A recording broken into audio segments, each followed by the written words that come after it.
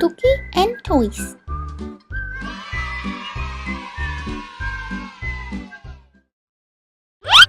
สบายดีมื้อนี้มาพบกับเอ้ยสลา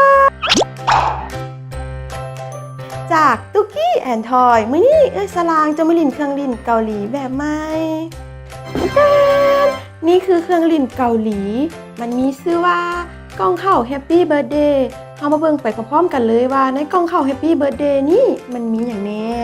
มาเบิ่งไปพร้อมๆกันเลย Tuki and Toys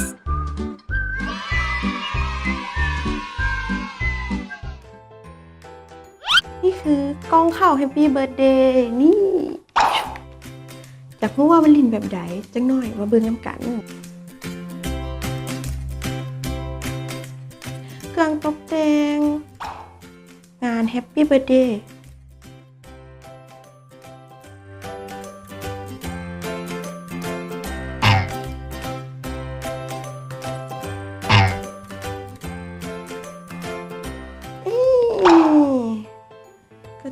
การ์ตูนสุดท้ายนี่ก็คือการ์ดเอาไว้เขียนอวยพรนี่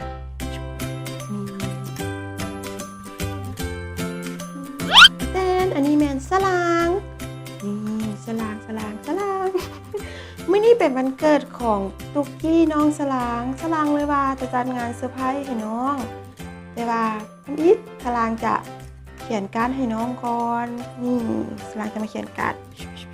Happy Birthday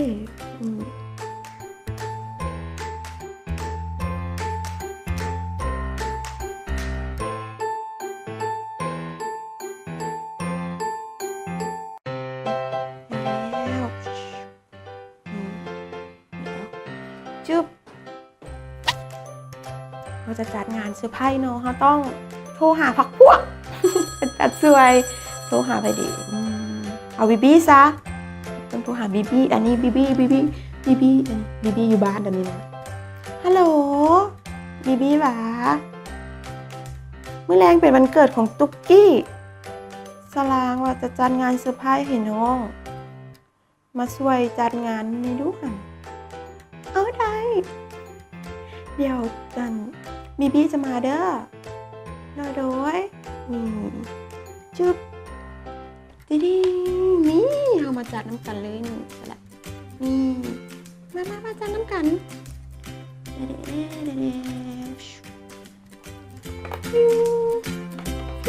มานั่งอย่างลูกนั่งนี่ค่ะ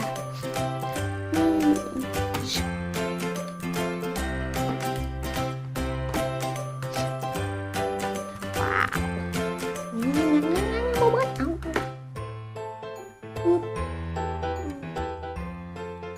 ทันโฟมมือนี่วิ่งนี่แล้วนี่เขาจะเอาเครื่องลิ้นมาจัดเอาเริ่มจัดกันเลยนี่ชึบว้ายมาตั้งนี่ซะ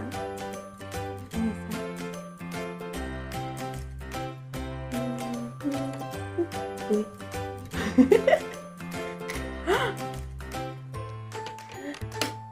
สไลเดอร์แล้วนี่มีแต่บีพาไปพานั่นตุกกี้มาเด้อเดี๋ยวเอ้ยทีนางถ่ายอยู่ตรงนี้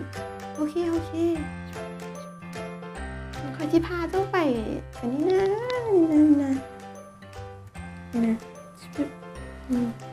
หันหลังเ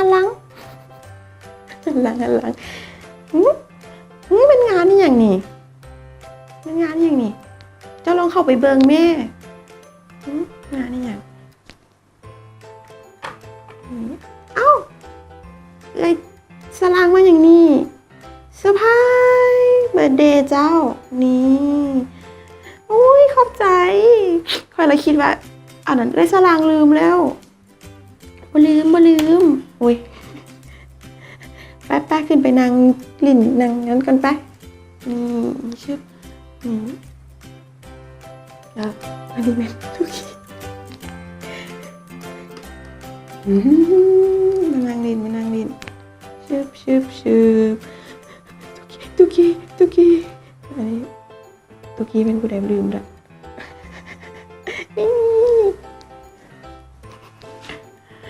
ตุกี้ไอซิฮอนโมงเป่าเค้กแล้วอุ้ยใกล้ละบะเดี๋ยวสลางไปเปิดเป็นไงลูกนี่มาเป่าเค้กกันเลยนี่มันมีเพลงนะมาห้องเพลงแฮปปี้เบิร์ธเดย์นะกันนี่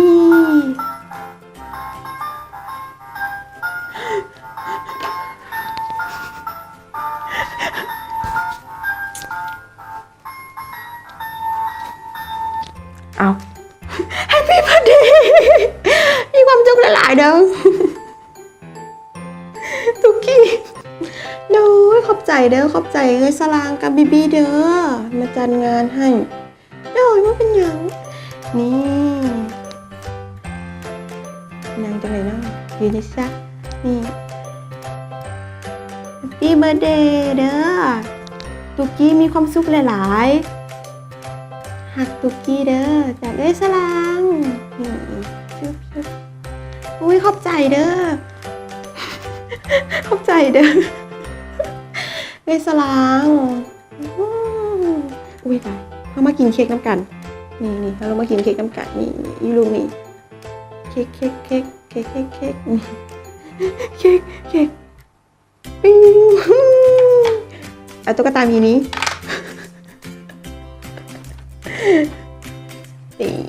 มากินเค้กน้ำกันอุ้ยลืม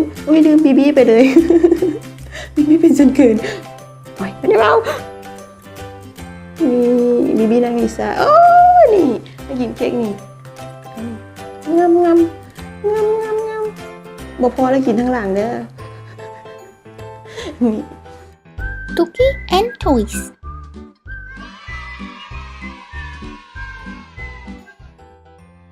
เป็นเท่าใดมวนบอลิ่นกองเข่าแฮปปี้เบิร์ธเดย์กับสลางมื้อหน้าสลางจะเอาเครื่องลิ่นเกาหลีม้วนๆมาฝากอีกเด้อถ้าติดตามน้ำกันที่ตุ๊กกี้แอนทอยอย่าลืมกดไลค์กดแชร์ให้สลางในเด้อมื้อนี้สลางขอตัวลาไปก่อนบ๊ายบาย